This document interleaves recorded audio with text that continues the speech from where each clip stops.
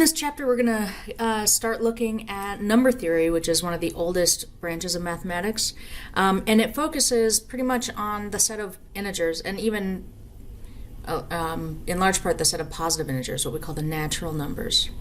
And it might seem like it would be, maybe a bland subject since we're just focusing on the whole numbers. But it's actually a really rich area of mathematics.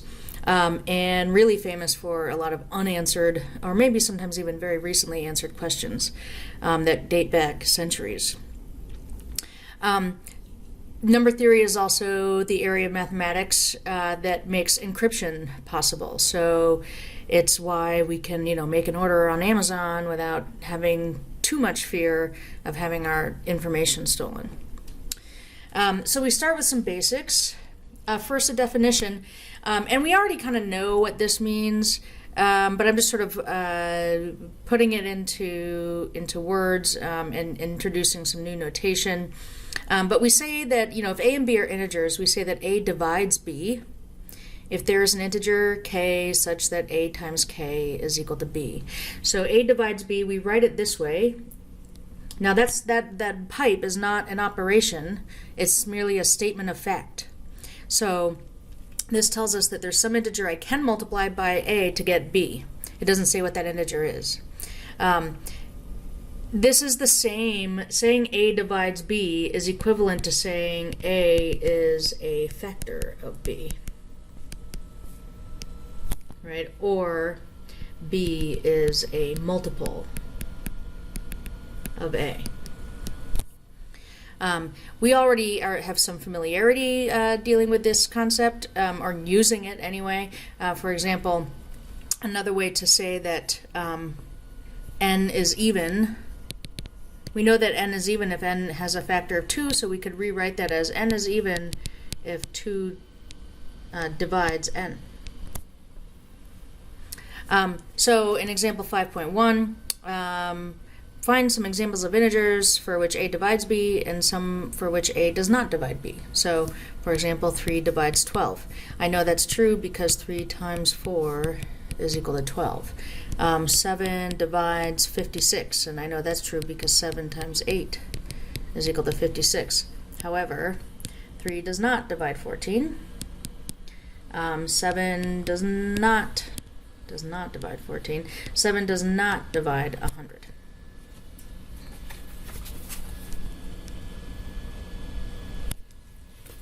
Theorem 9 is called the division algorithm, although I don't really think of it too much as an algorithm, rather than just a statement of fact. So Theorem 9 says if A and B are natural numbers, then there exist unique natural numbers, Q and R, where R is between 0 and B, such that A is equal to B times Q plus R. To put it in more plain language, it simply says that if A and B are integers or natural numbers, then we can do division and find a quotient and remainder. That's what it says. So the division algorithm guarantees that the numbers Q and R from this equation here exist. So if I wanted to execute this for A equals 39 and B equals 4, well, I just say, okay, I start with 39. 4 goes into 39 how many times? 9 times, I think, because 4 times 9 is 36. And then that leaves 3 left over. So here, Q is equal to 9. And there's R. And note that this value for R is between 0 and 4. Strictly less than 4. There's more choices I could have that I could pick if I didn't require that R be between 0 and B, right? Like I could just take out 8 4s and that would leave me 7 left over. But the choice is unique if I require that the remainder R be less than the divisor B.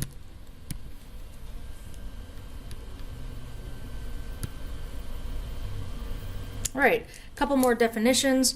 If I have some natural numbers, a and b, we say that d is a common divisor if d divides a and d divides b. That kind of makes sense, right? A common divisor is a divisor they both share, so it has to divide both of those numbers. If d is the largest such common divisor, then we say that it is the greatest common divisor. We usually use this notation, GCD of, and then parentheses a comma b, to denote the greatest common divisor. In a lot of number theory textbooks where we're dealing with greatest common divisor a lot and it's understood, they might drop the GCD and just write it as an ordered pair. That's really context sensitive. Like, you wouldn't use that notation for greatest common divisor unless you were really doing probably or working with a number theory book that just focuses on that. If a and b, if their greatest common divisor is 1, basically saying that they share no divisors other than, of course, 1, which divides everything, we say that a and b are relatively prime or coprime. Note that a and b need not be prime themselves. Neither of them have to be prime in order to be prime, relatively prime or coprime to each other. Let's do some examples. We're going to find the greatest common divisor of 42 and 18, and then we'll do it again for 21 and 16. So I'm going to go through how to do this the way we probably learned back in like grade school or something. So I'm just going to make factor trees. So 42 is what, 6 times 7, and 6 is 2 times 3.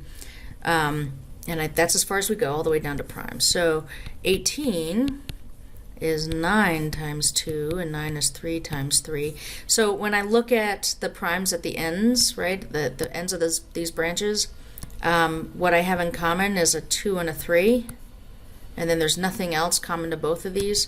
So the greatest common divisor of 42 and 18 is equal to 2 times 3, or 6.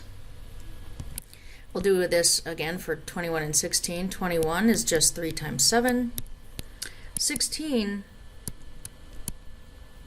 we can make the factor tree. It's just going to be full of 2's. Right, so all the way down, it's just 2 to the 4th. So there is nothing in common. No primes in common. And so that means that the greatest common divisor of 21 and 16 is equal to 1. And we could also say that 16 and 21 are relatively prime. Note that neither of them are prime themselves.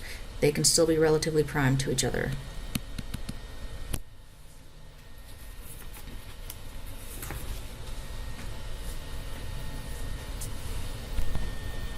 All right, so we just found the greatest common divisor in a couple of these examples. It required that we be able to factor these numbers.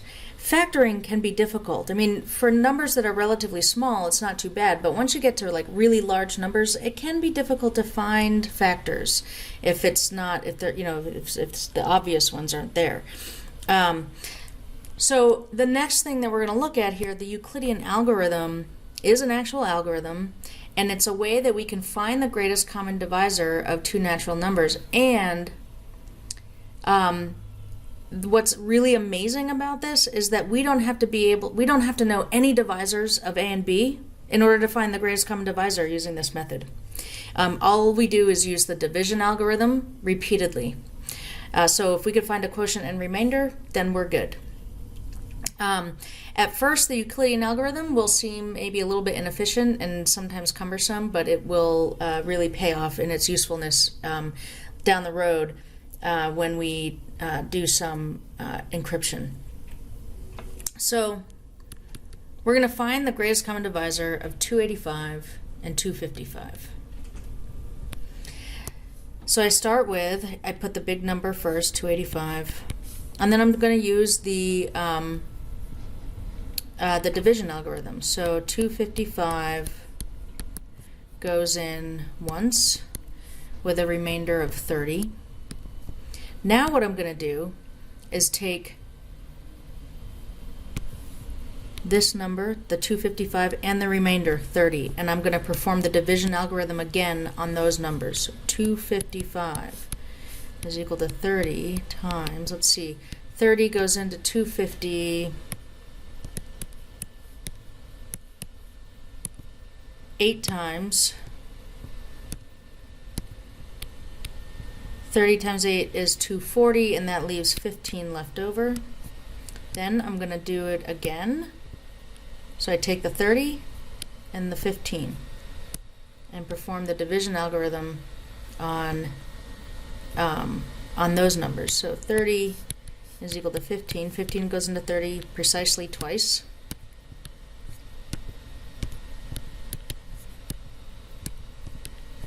Now when we get to 0, and we will eventually always get to 0, once we get to 0, it is the number right above.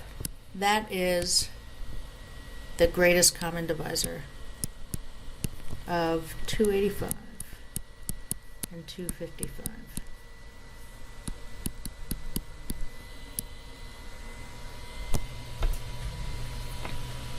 Let's try this again. This time with the numbers 110 and 52. So I start, I've got 110, perform the division algorithm on 110 and 52. 52 goes into 110 twice, and 2 times 52 is 104, so that leaves 6 left over. I'm going to start it over again with 52 and 6.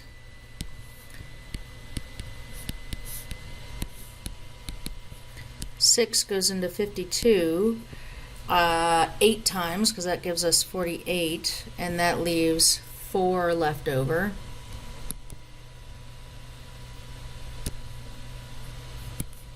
We go again with 6 and 4. 4 goes into 6 once with 2 left over, and we go again. This will be all we need now. I think this will be our last step. With 4 and 2. 2 goes into 4 twice with nothing left over. We got to 0. That means now the number right above, that is the greatest common divisor of 110 and 52.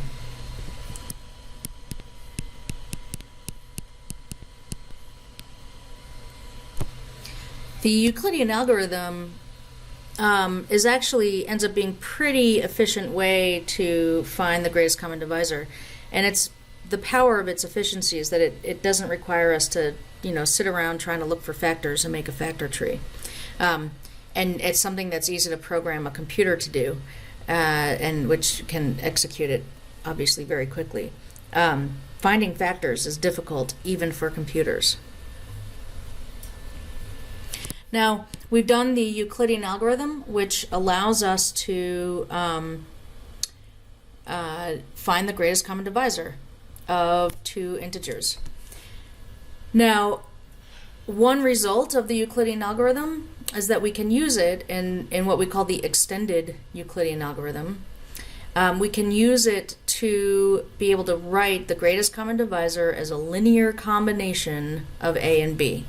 So, like if the numbers I'm starting with, so look, we've got this equation here. If the numbers I'm starting with, if I know A and B, right, and I just use the Euclidean algorithm to find the greatest common divisor D, that means that I can use that Euclidean algorithm to figure out what integers for M and N would be able to plug into this equation to make that true. That would make D a linear combination of A and B. Now, we're going to go through this. How to do this in this example. I'll tell you first that we just found in the last example that 2 is the greatest common divisor of 110 and 52. And you can write 2 as a linear combination of 110 and 52, and here it is. Those integers that you need are 9 and negative 19. I'm going to show you how we find the 9 and the negative 19 by using the work that we just did. So first, I'm going to go up here and just say we can rewrite these equations. I'm going to use algebra just to rewrite each of these equations. First, I'm going to start with this equation right here, and I'm going to solve it for the 2. So if you do that, you'll get 2 equals, 6 minus 4 times 1. And you might just say, why don't we call it just 6 minus 4? And that's fine. It'll be more useful to write it this way. And in fact, I'm going to make one more change. And I encourage you to do this as well because it will help us avoid sign errors in this whole process. I'm going to write this as a sum, 6 plus 4 times negative 1. And I make sure that I just put the negative in this number in parentheses here. So I'm going to start. I want to write 2 as a linear combination of 1, 10, and 52. And I'm going to start by writing 2 as a linear combination of 6 and 4.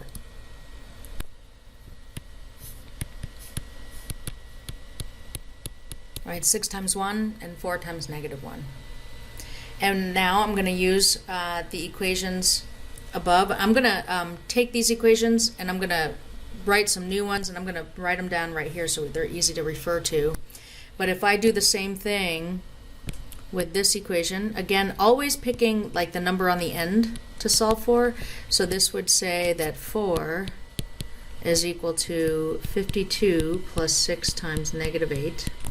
Right, I'm just subtracting 6 times 8, but I'm throwing the negative in with the number in parentheses. And then last, 6 is equal to 110 plus 52 times negative 2. Okay, I'm going to rewrite both of these two equations on the next page just for easy reference.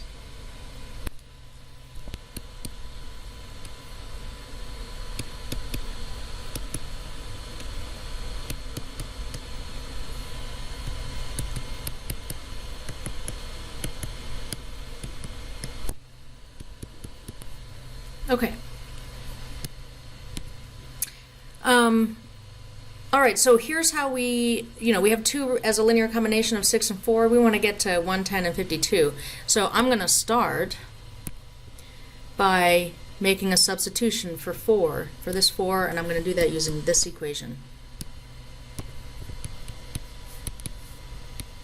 So 4 is 52 plus 6 times negative 8. And then I'm bringing down this negative 1 here. So I've made a substitution. I'm going to sort of expand this and then collapse it again. I'm going to distribute this negative 1.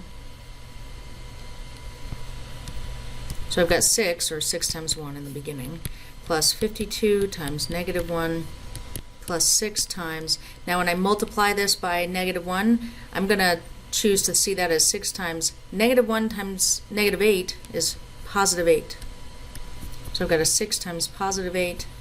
And then I'm going to gather terms. I've got 6 times 1 and 6 times 8 that I'm adding together. So I'm starting with 1 6, I'm adding 8 more 6s. So that's 6 times 9.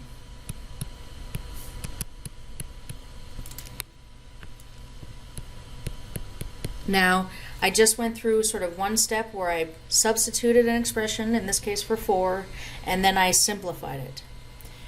I'm going to check here in the calculator to make sure that this is still equal to 2.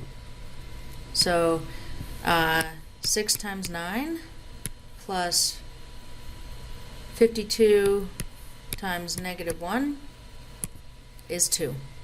I always do that. It can be easy to make like little sign errors, so by the time each time I do make a substitution and simplify, I check just to make sure that if I make an error, I catch it early on.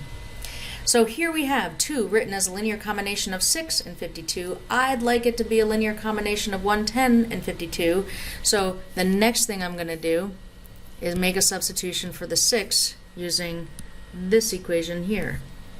So I can write, instead of 6, I'm going to substitute in 110 plus 52 times negative 2 times positive 9. I've got to bring that down. And then plus 52 times negative 1. I'm going to distribute that 9, so I got 110 times 9 plus 52 times negative 2 times 9 is negative 18 plus 52 times negative 1. So simplifying now, we have 110 times 9 plus, and then these two 52s here that we have, the 52, I've got negative 18 52s, and another negative 1 52s, and altogether I have 52 times negative 19. And then I do one more check.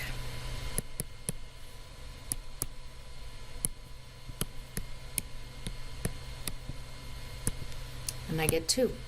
And there we have 2 written as a linear combination of 110 and 52.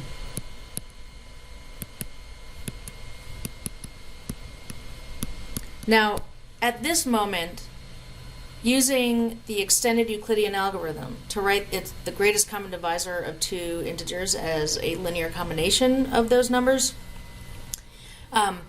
appears to be not much more than just, an entertaining activity. Personally, I find it super meditative, and I can just sort of zen out to this process.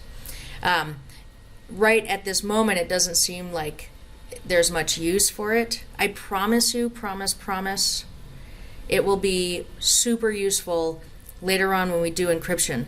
And I'm emphasizing that right now to make sure that you do the practice, and that when you're working on the assignment that has a couple of problems like this on it, take advantage of that time to practice. It can be a frustrating experience. I think you can tell right now that it can be easy to make little mistakes, so go slow.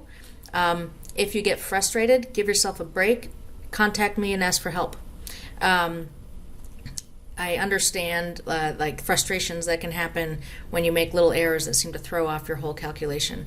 But I promise that any practice that you do now will pay off tenfold later on.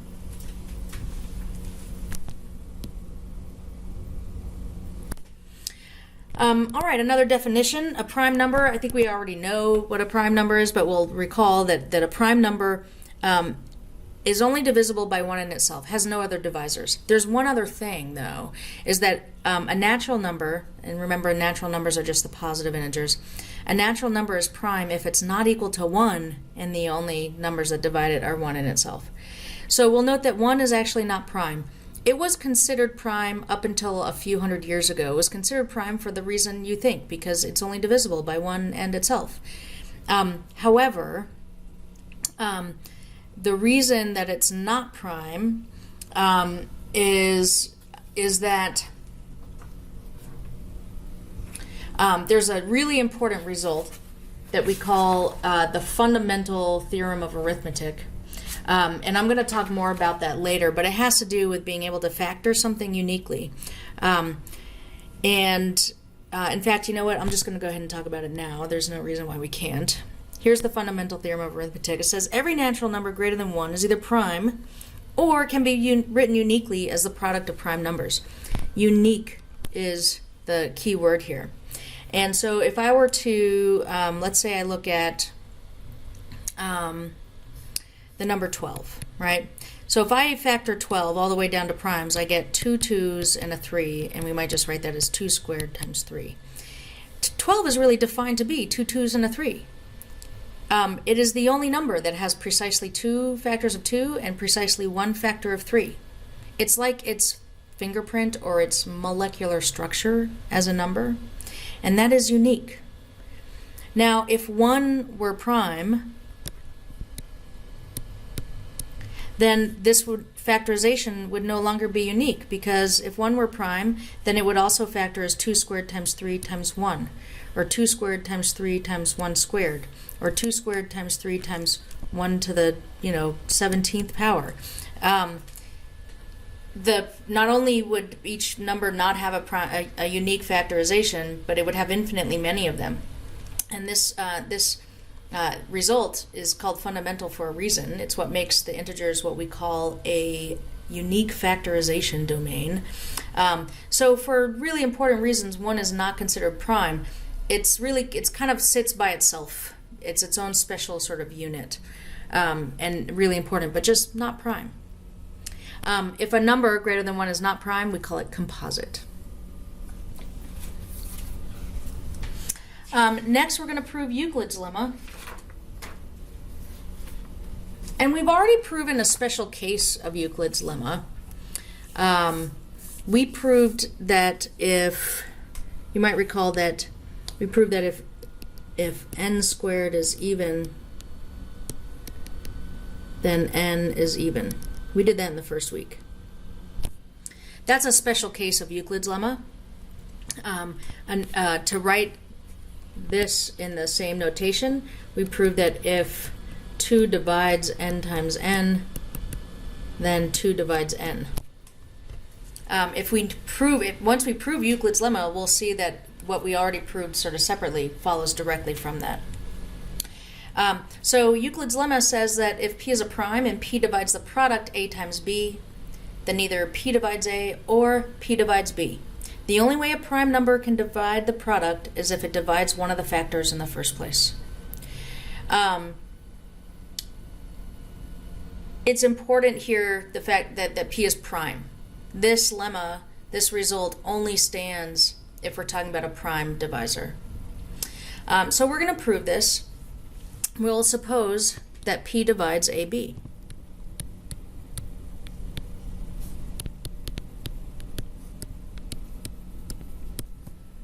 And if p divides ab, that means that p is a factor of ab. That means that there's some integer k, such that if I multiply p times k, I get the product ab.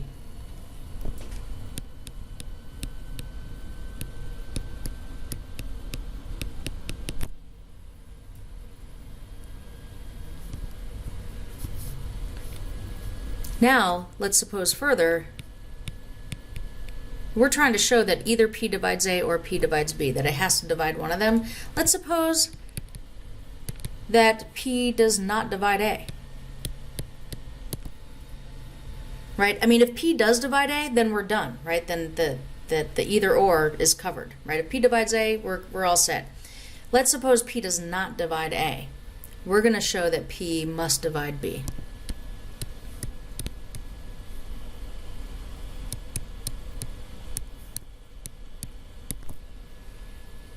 Okay. If p does not divide a, p is a prime, right? If p is a prime number and it doesn't divide a, then p and a cannot have any factors in common other than 1. So if p does not divide a, that means that their greatest common divisor is 1.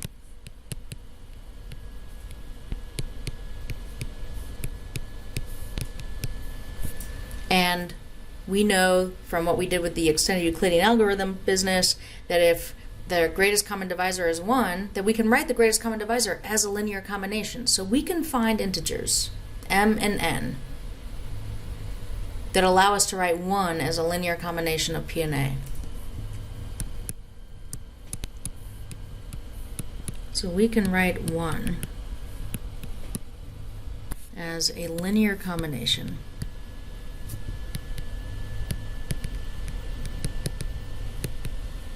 of p and a. So p times m plus a times n is equal to 1 for some integers m and n. So here's an equation that's going to help us.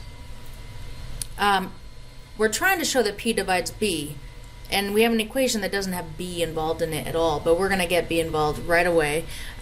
Let's multiply both sides by b.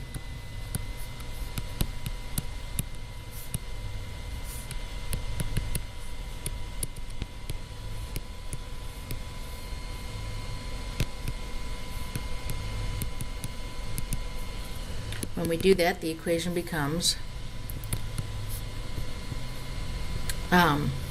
pm times b plus a n times b is equal to b. In fact, I'm going to rearrange the product, the a n times b. I'm going to call that ab times n. We can do that because multiplication is associative. Oh, whoops. Yes, ab times n, and that's equal to b. Now we can make a substitution. Here we have this product AB showing up in this equation. Right at the beginning we said, let's suppose that p divides AB, and that means there's some integer k, so that p times k is equal to a times b. We're going to make a substitution now.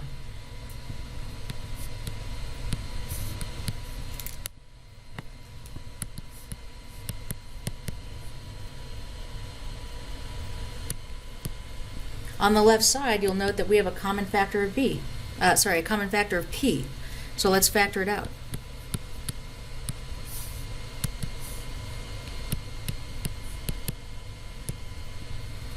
And look, p multiplied by the integer mb plus kn is equal to b. That means that p divides b as desired. So Euclid's lemma says that if a prime divides the product of two integers, it has to divide one of those factors. We can extend this. If p is a prime and it divides the product of any number, right? So the product a1 times a2 up to an, then that prime has to divide one of those factors. So yeah, you can extend that as far as you like. What's really important, though, is that this is only true if we're talking about a prime divisor. If p were not prime, the result would not stand. And here's a counterexample.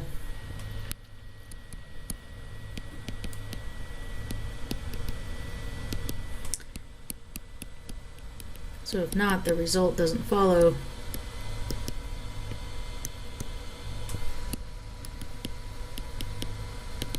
For example, 12 divides the product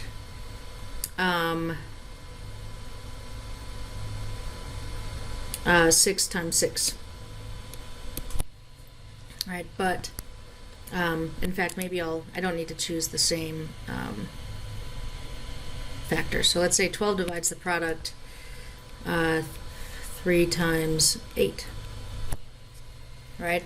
But, right, because 12 divides 24. But 12 does not divide 3, and 12 does not divide 8. So it's really important that we're talking about a prime divisor.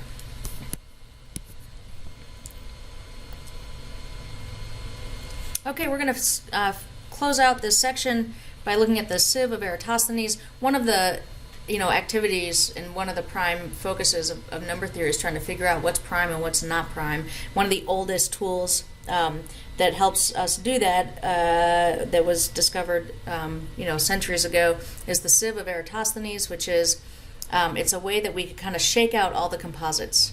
It's sort of how I think of it. So say I want to find the primes that are less than or equal to 40. So here's all the numbers from 2 up to 40, and I want the primes. So I circle the first prime. Then, if 2 is prime, then any multiple of 2 cannot be prime. So I'm going to cross out all the evens.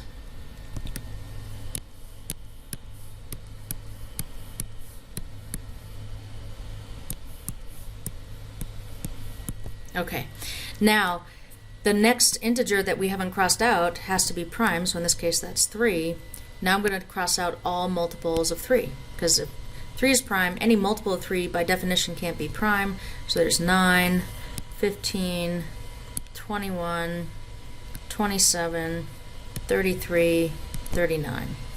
The next number that we encounter that we haven't crossed out has to be prime. There's 5. And now I'm going to get any multiples of 5 that I haven't crossed out already. So there's 25. So now the next multiple, or the next number I haven't crossed out, is 7. That's got to be prime. Cross out any multiples of 7 that haven't been crossed out already. There's 35, which actually I should already have crossed out because I crossed out the 5. The next number is 11. Any multiples of 11? Nope. The next one is 13. All multiples of 13 are crossed out. The next one is 17. All multiples of 17 are crossed out. Then we're left with 19. I think the rest of these are prime. 29, 31, 37. Oh, there's 23. So the numbers that were left circled are the primes.